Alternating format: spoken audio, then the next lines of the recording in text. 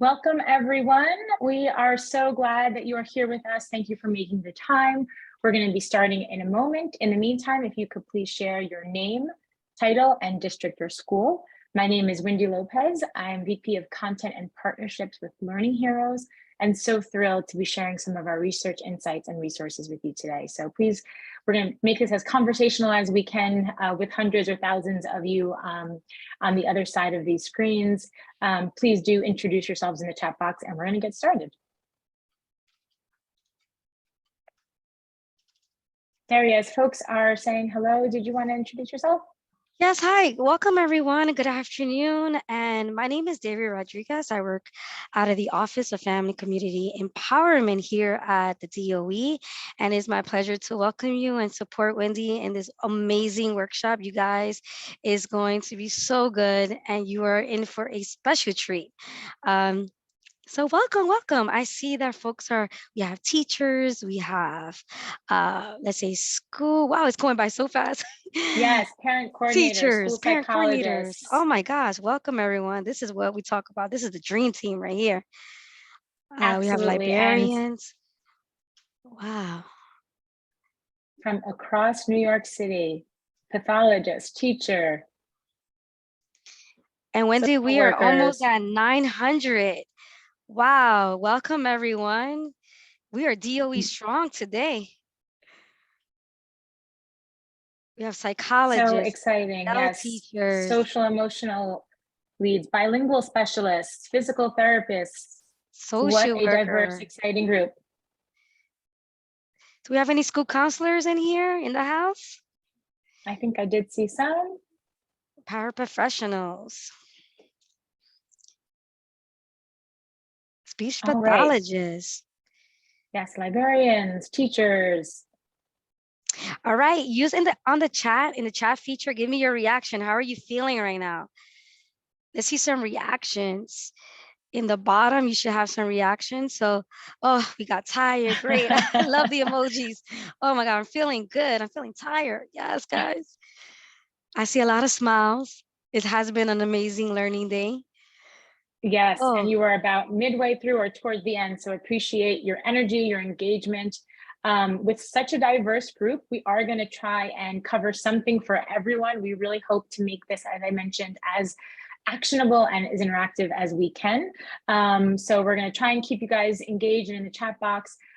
In our 45 minutes together, we're going to take a look at some new research insights on parent and educator mindsets. You're going to get access to ready to team up resources to support your family outreach.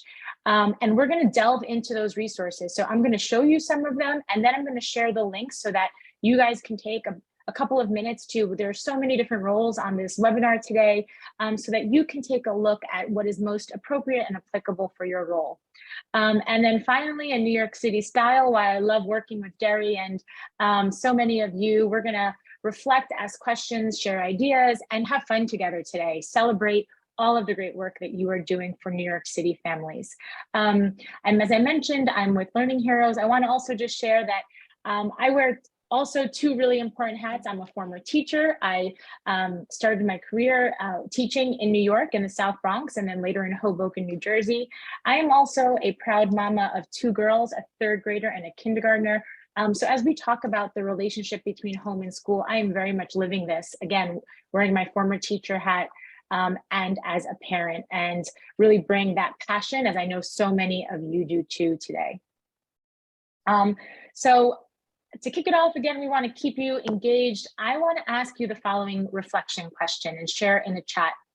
Which of the following terms best represent the language you think about or you use when describing your goal for family engagement? So choose one of these or choose another. You could share, something else that comes to mind. So collaboration. We are seeing teamwork, partnership, trust is coming. Partnership, trust, teamwork, partnership, collaboration. I love it. The strong. Above. Trust, Yes. teamwork, strong, trust. You guys, this is amazing. Collaboration, equity. Somebody mentioned equity. All, love, care, love that. collaboration, teamwork, trust, a lot of trust and teamwork. I think we have team trust, Wendy. We have a lot of teamwork. I think, and the runners up are trust, teamwork. I see partnership. I see strong. I see collaboration, strong relationship, compassion. Woo! Love that. All right, thank you for sharing that. Keep it coming in the chat box. I ask you this question because I am going to, in a couple of minutes, we're going to end sort of the data portion by sharing what we heard nationally from both parents and educators. We asked this exact question. So I'm going to share in a moment. Listening, understanding, love those. Trust and respect. We're going to be talking a lot about trust today. So thank you for sharing that. An open mindset. Absolutely. Let's double click on that, because as we know, really when it comes to real effective and more equitable family engagement, sometimes it does require a mindset shift, right? Opening our minds and believing in each other. So thank you for sharing all of those. So again, I'm going to try and be brief, but share what we think are some really actionable insights. At Learning Heroes, we are not a big household name. We sort of sit in the back engine working with partners like New York City and others who I'm going to share in a moment.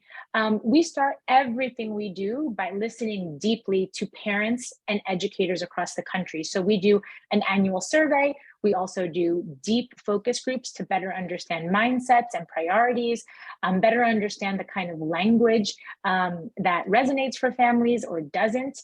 And then really want to emphasize that we always do an oversample with Latino and African American and low income families, as we are trying to reach all families, but have a real particular focus with non-dominant families or families that have traditionally been marginalized by the system. So as I mentioned, we are not a big household name, but we are honored and proud to work alongside amazing partners like Derry, like you all in New York. We work with states like Texas and California. We work with Univision. We work with WNET. We've done some videos with them. They're Parenting Minute videos. We work with Understood, Khan Academy.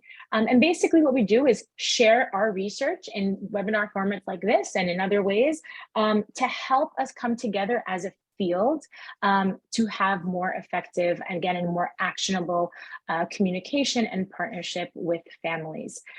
So these are some of the partners. Want to just really thank New York. Thank you, Derry and Laura and the team for inviting us to today's forum, which we think is so important to have family engagement on the agenda.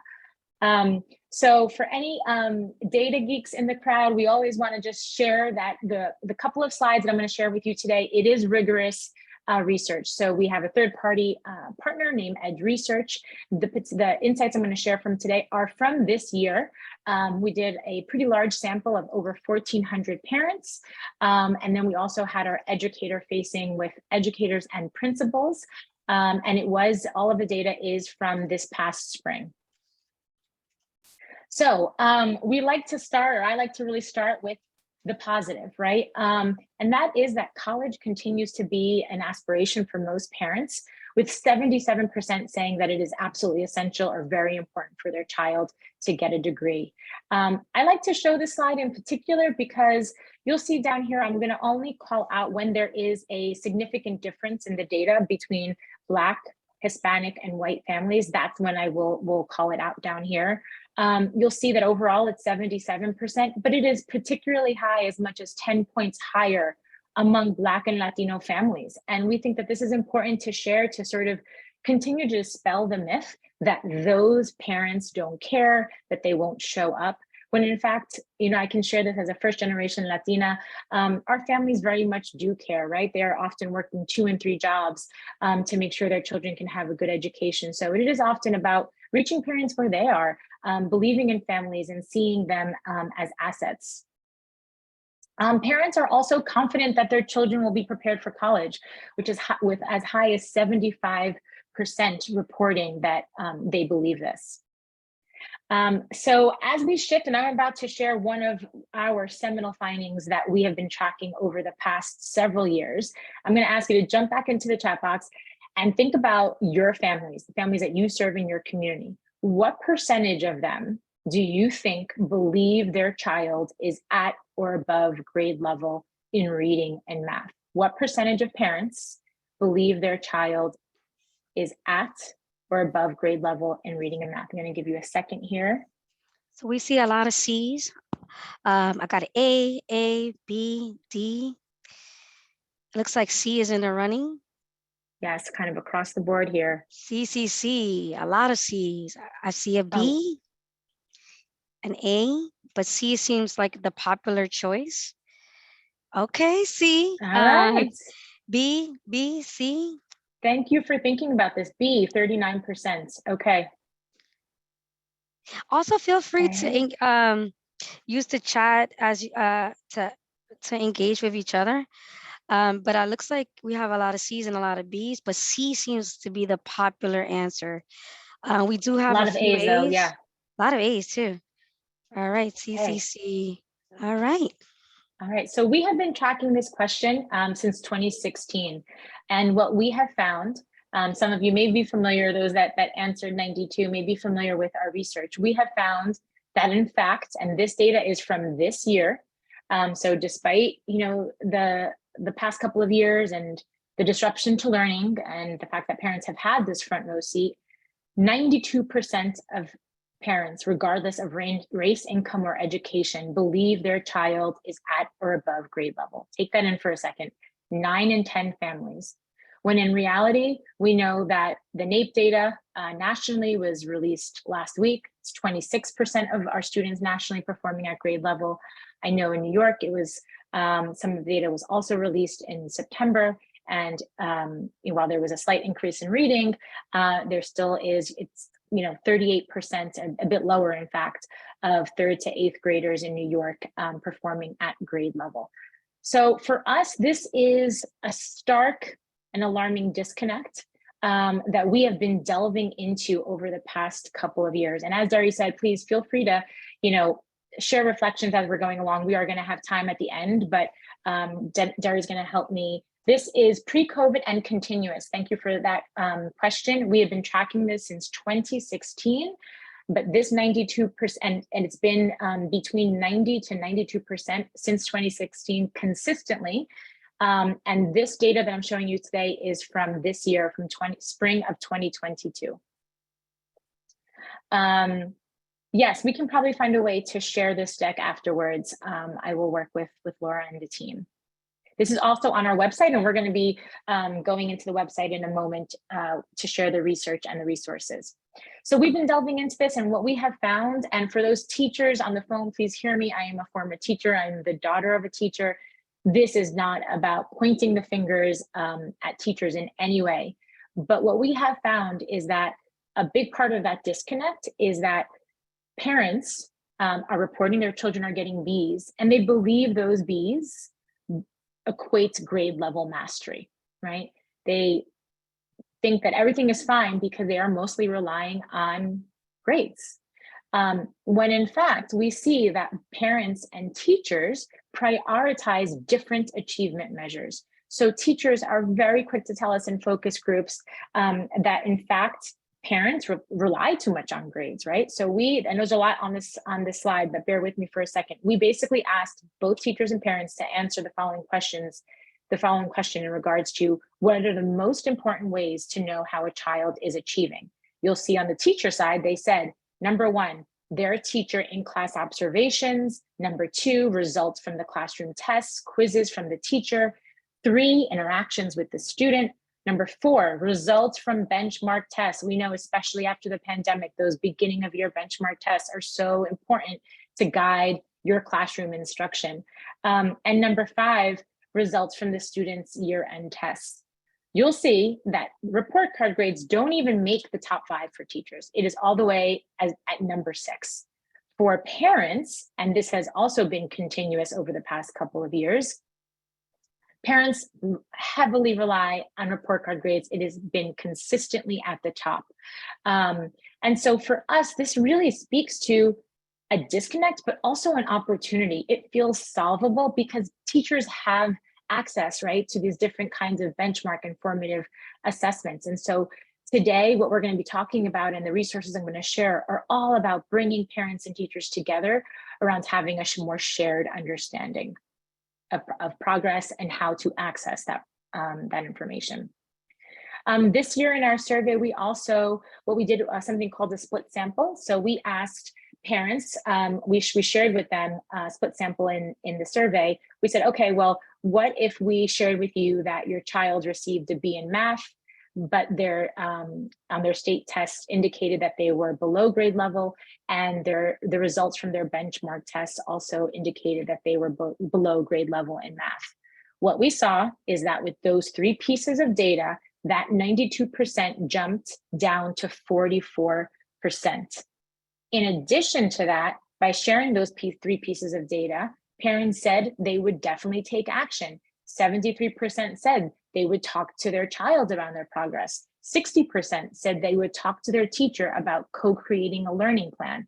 So we see that there really is an opportunity to not just give parents data for the sake of, giving them data, but really catalyzing action, which we know, again, these are our babies. We know that education is a priority for all of our families. And so that's really what, this is about. Some other promising news is that teachers and parents are aligned with what matters most. So we asked parents, teachers, and principals to each rank how important is each of these when it comes to communication between home and school. For parents, you'll see the top 3: being direct and truthful about a child's performance, making sure they have a clear picture of their child's how the child is achieving academically, and making sure that they know what is expected around grade level expectations. Also really promising is that teachers and principals agree with this. They also prioritize building trust, which leads us to the next slide. We asked, again, parents, teachers, and principals to rank order what is the most important for teachers and in terms of building trust with families. And what we heard, first and foremost, for parents, making them feel heard and valued. Same for teachers. Other things like, keeping their making sure that educators keep their word, showing that you are doing a good job as a parent, showing that they care about you as a person. A lot of alignment, and all of these, by the way, are aligned to some of the key factors around relational trust building. And yet, although parents, teachers, and principals are aligned around all of these, we saw in our survey that only 28% of teachers rated themselves as excellent in this area. Why? Because teachers really indicate that they do need more support, right? And for those of you teachers, would love for you to jump in the chat box and share this. Again, this is not a blame game. This is about, really elevating the kind of support. This is not necessarily always easy work, right? Navigating difficult conversations, for example. We see right here, only 12% of teachers say that it's very easy to communicate difficult information academically or behaviorally, social, emotionally to families. What we hear from teachers in focus groups is that it often does come down to fear of being blamed, fear of not being believed, and fear of school leaders not necessarily having their back. So, this is important stuff. This is not about just sending out newsletters or, sharing information in a one way. This is about really surfacing what is at the root causes of what sometimes becomes barriers around family engagement. And we really hearing from teachers that they need more support. Laura shares, the struggle for time. We absolutely hear that time is a barrier. It is one of the top things that teachers really ask for in terms of needing support and needing more time around family engagement. And there's lots of creative ways that school leaders can do that. I'm going to be talking about some resources and new report that gives some suggestions along those lines. And absolutely, yes, it is not about, Jenny says, it's not about blaming teachers. This is about bringing us together. So I'm going to end the data portion with, and I hear, Daria, you were going to jump in. I just wanted to report out that first question that I asked you around the terms that most resonate for you. Nationally, what we have seen is that trust and teamwork is what rises to the top, the consistent 2 words for teachers, principals, and parents. And so you'll see, like, for teachers, collaboration, that also rises to the top. But in terms of alignment, and so for us, that's just something to consider. That's not to say that when you're, creating materials, that words like partnership don't have a place, right? But when we unpacked this with parents and focus groups, it was really interesting to hear them talk about it in their own words, like just having that confidence, having that trust, right? We saw previously, like, parents want to feel valued, they want to be heard. And it's exciting to be speaking to all you, as we know that Chancellor Banks and his team and leaders like Derry really are wholeheartedly behind elevating parent voice and making sure that all parents are represented and heard. So this data just sort of further validates that that is the language, that is the sentiment that really resonates for parents, teachers, and principals alike. So I'm going to pause here, Derry. I think you were going to jump in before we transition to the second half, digging into how we work with partners and some of the resources, but want to take a natural pause here. Derry, did you want to jump in? I actually wanted to shout out Cynthia Washington. She mentioned in the chat, this information is giving so much knowledge and understanding of how and why the engagement of parents and teachers and principals is so important. And that's absolutely correct. Having that opportunity to understand the data and just understanding that where parents are at and how do you meet parents where they're at, it's critical, because again, we're looking at parents in an asset base. If you guys ever heard of how do you cultivate the geniuses? So how do we cultivate parents' geniuses? So thank you, Cynthia Washington, for mentioning that. Yes, and I see a question.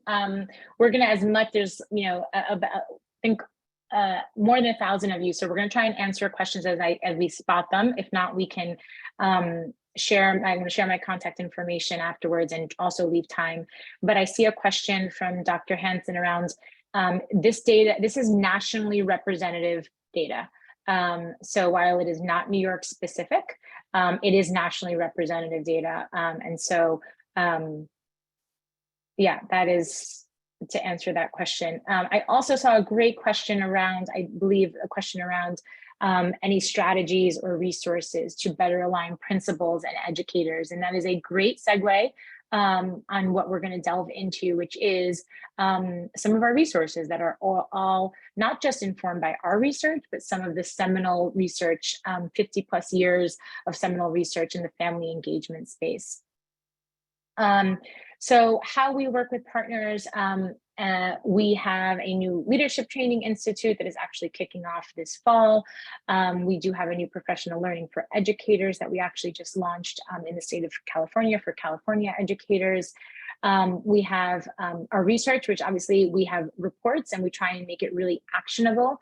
And so while I see in the chat, while it is not just New York specific, again, because it's meant to be directional, right? To give folks some nationally representative data to just reflect on own practice and opportunities for strengthening, again, that communication to focus on a much more shared understanding of progress so that parents really can support teachers and vice versa. And then finally, we have customized tools and resources, which is what we're going to share in a moment.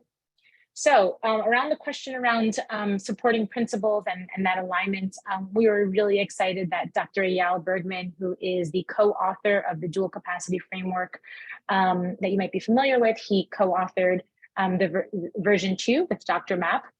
He joined our team last year as our senior vice president, and he authored a great new report, which is really actionable. I'm going to show you how to access it in a moment. It's called Unlocking the How. And what makes it so, I think, really concrete is that it breaks down not just why, right? Because there's lots of research around the why of family engagement, but really the how. And it hones in on 3 core pillars by taking into account and really pulling from the 50 years of research that is behind the Dual Capacity Framework, as well as Learning Heroes research, and really hones in on the importance of placing trust and teamwork at the center of the homeschool relationship.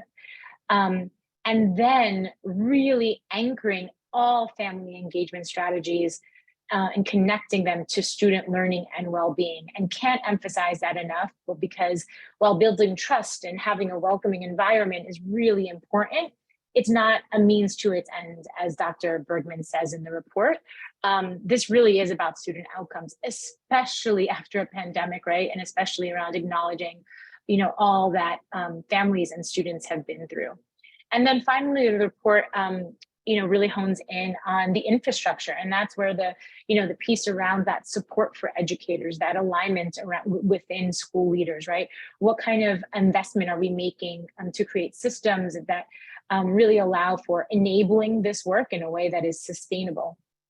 So the report not only pulls on this research, but it actually captures some real world examples from around the country in really succinct ways to, again, just give a snapshot of what this work can look like. So as we take a look at the website, and I drop in the link, Unlocking the How is a really great resource for those of you who are school administrators, principals, even district leaders.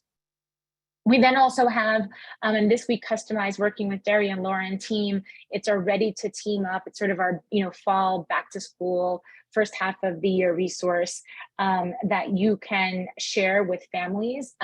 It focuses in on 5 main messages to really support parents in being proactive around sharing what they know, around supporting and working with teachers. And then for each of these 5 messages, we have resources to go more in depth. One of those resources is called the Readiness Check. It is mobile friendly.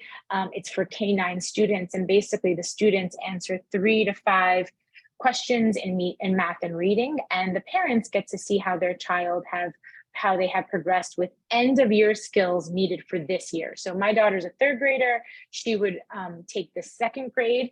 And at the end, I get to see not only how she's learned those key skills from last year, again, that are so important for this year, but I get connected to skill specific free videos, activities, and more, again, just to complement and supplement that learning at home.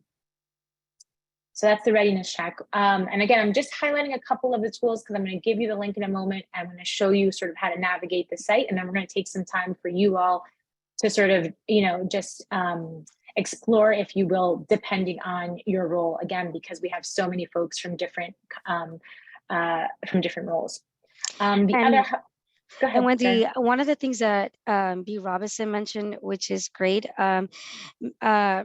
it was mentioned that it takes a team, an awesome team. So many of the students of my district 75 programs are in foster care system or in and out of shelters. So we rely a lot on our awesome team of social workers and counselors.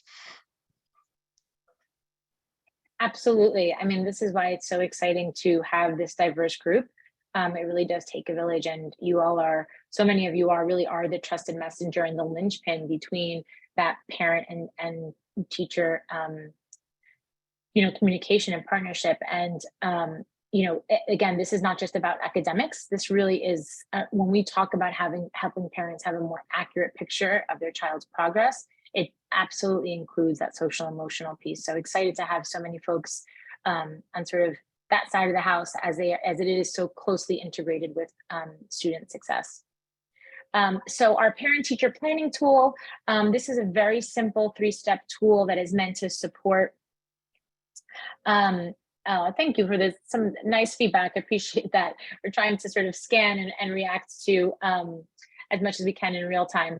But this is meant to support existing touch points like parent-teacher conferences. One thing we have heard, which to me is so disheartening, and quite frankly, I experienced this as a parent, is that their parent-teacher conferences tend to, and again, this is nationally representative data, so this might be something interesting to probe locally for you all, but what we have heard from parents and teachers is that conference is often very low value for both of them, right? It's a lot of stress on the teacher to prepare for it. It's a lot to cover, in 7 to 10 minutes.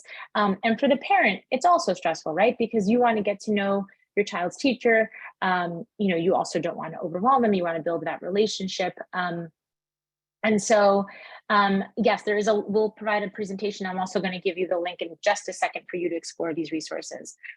So want to just pinpoint this parent-teacher planning tool. We actually have two different versions. There's a very simplified version that parents can fill out and share with their child's teacher. And then there's a more in-depth version for teachers to share math and reading data and really use it as an interactive tool during parent-teacher conferences. So these are some of the tools that I wanted to highlight as we take a look together. What I'm going to do now is I'm going to open the resource. We're going to take a look together, or I should say our website. Again, I can't emphasize enough, because there are so many different kinds of roles on today. What I'm going to try and do without making you dizzy is show you how to navigate the site. Again, this is a very digital focused PD day, so hopefully there is something for everyone. I'm going to show you how to navigate it, and then I'm going to, we're going to spend about 5 minutes just having folks sort of delve in themselves. So before I click in, where I'm going to show you the New York City page, really encourage you to join the monthly newsletter. I promise you we won't spam you. It's usually very short. It's essentially another parent-facing digital resource that you can rely on and literally like forward, include in your updates, whether you're a counselor, whether you're a teacher, whether you're a parent coordinator. So on the site that I'm going to show you, it's way at the bottom. And again, everything we share is at no cost. And then just ask you to engage as you have been. Thank you so much throughout this presentation. I know it's been a long day.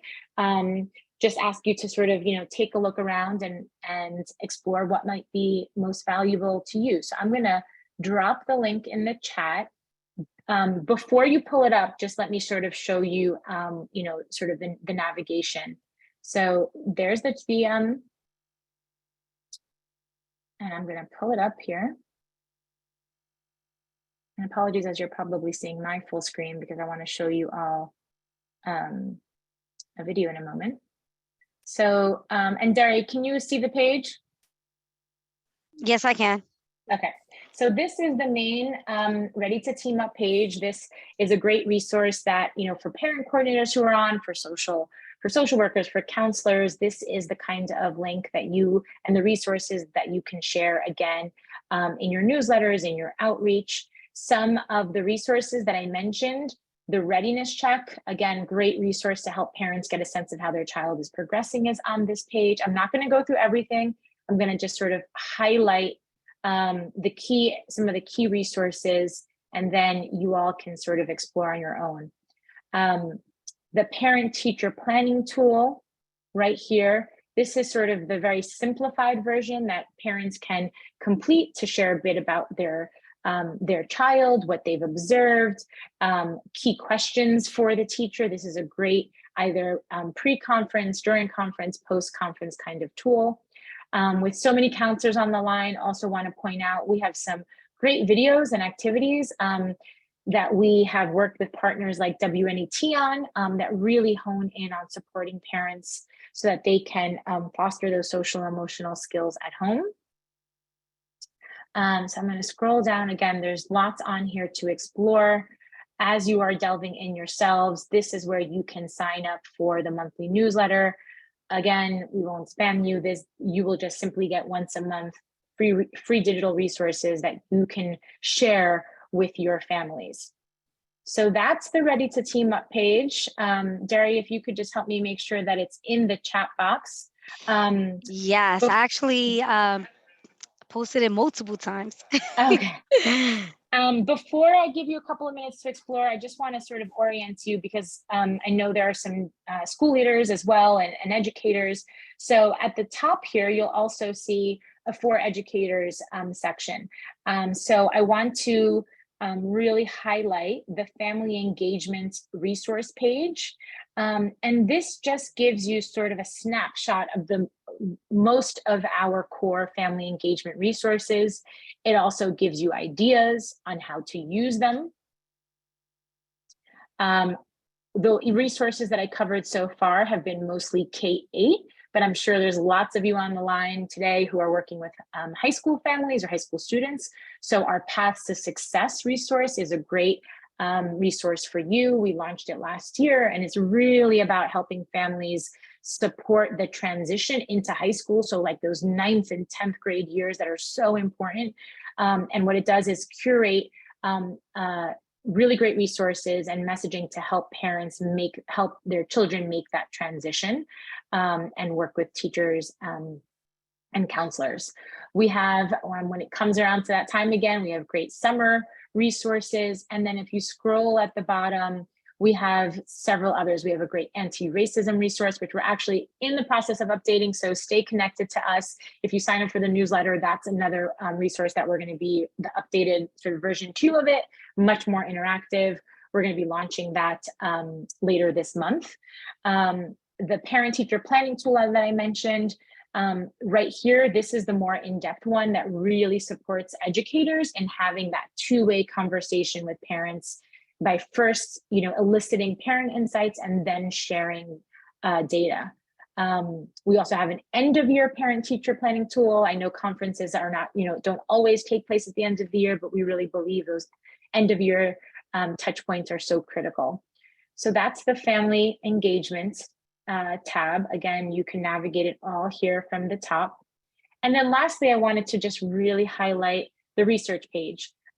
For those, I know there's lots of questions around the data. What I shared with you today is just a snapshot. All of the full reports and all of the methodology can be found on this page. The other really great resource that can be found on this page is the Unlocking the How that I mentioned, again, against those core strategies and case studies centered on those 3 pillars. That can also be downloaded here. Before I give you a couple of minutes, I did want to just really quickly show a brief video that we created with Baltimore City Schools as we launched Unlocking the How, because I think some of the reflections from the principal on this video really bring to life the research and some of the things that I shared today. What's the difference between a child that gets into a top-tier school versus a lower-tier school? Trust me, it's not what you think. Families and educators alike value teamwork, grounded in trusting relationships between home and school. I use 2 words a lot with my parents: teamwork and patience. Teamwork because we have to work together. I tell my parents be patient with me because I'm still trying to catch our students up to their level. I also tell parents, be patient with your student because they're trying, they're giving their best. They give their best to me and they try to give their best to their parents. And I tell their parents to be patient with themselves because some of my parents get frustrated. I don't know why they can't do addition or subtraction. It takes time. I am very comfortable of my son being here because I know that he's in good hands. While parents and educators team up, there remains a disconnect between what parents think and teachers know about student performance. More than 9 in 10 parents believe their child is at or above grade level, while only 44% of teachers say most of their students are prepared for grade level work.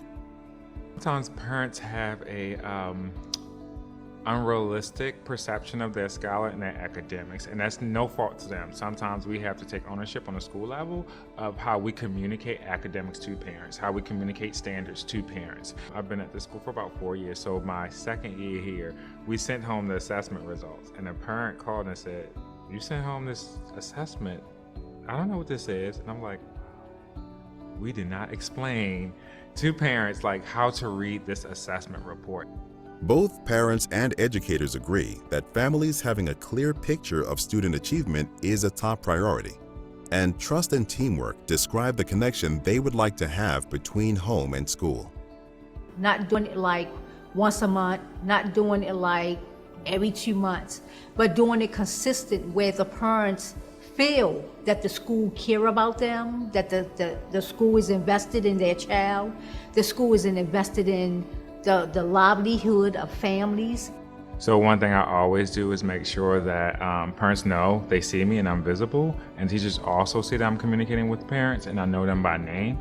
So teachers see me calling parents by name, they see me calling students by name.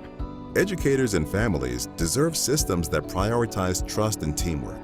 What does that look like for your community?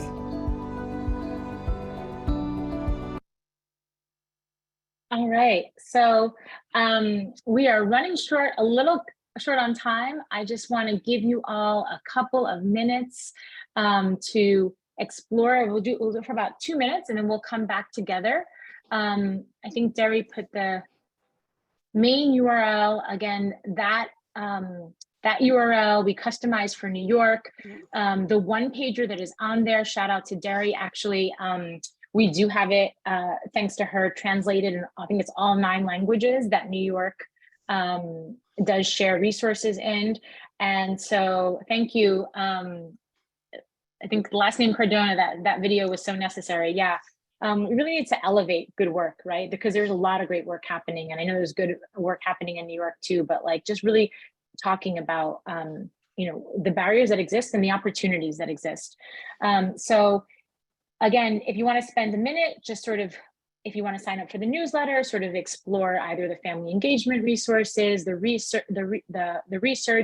I'll work with Laura and team to make sure that we make this deck accessible to you as well. But really, the vast majority of what I shared is on our site. And so, Derry, I see you nodding. Do you want to jump in as we're starting to No, I was going to out? say that you have been getting so many shout outs. Everyone is excited. It looks like, you know, in your reaction, just share your emojis. I'm over here smiling because I told you that your guys are in for a treat. This is so informative. Like, Wendy and Learning Heroes has been such an instrumental and an invaluable partner to us. And I'm so happy that she's here and is sharing so many great tools and resources. And again, like everyone that's here, thank you so much for the work that you do. So maybe we can do one question. I think we have like about 1 minute. Yeah. So if anyone has like a final question for Wendy or a feedback, feel free to share.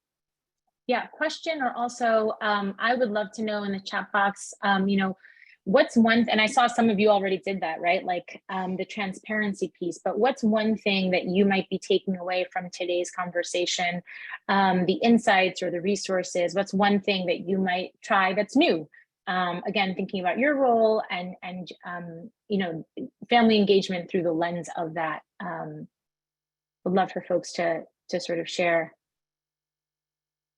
Parents and teachers, it's looking like the site for more strategies. Okay, so we have thank you, making no assumptions, better communication. Absolutely. Ooh, I love better communication. Communicating with the parents is going so fast. We have 1.5 thousand participants. Wow. Thank you so much. Clear and open expectations. Thank you, thank you, thank you. Lots of thank yous. This was so informative. I'll be planning to use this. Oh my gosh, this is great. Open and honest, better communication with parents. See your parents as learning heroes. Great presentation. And I also added a treat for you all. We have a lot, all of us are educators, whatever your title is. And this is a free course from Harvard University. If you want to have more opportunity to do on your own trainings, this actually is a great training.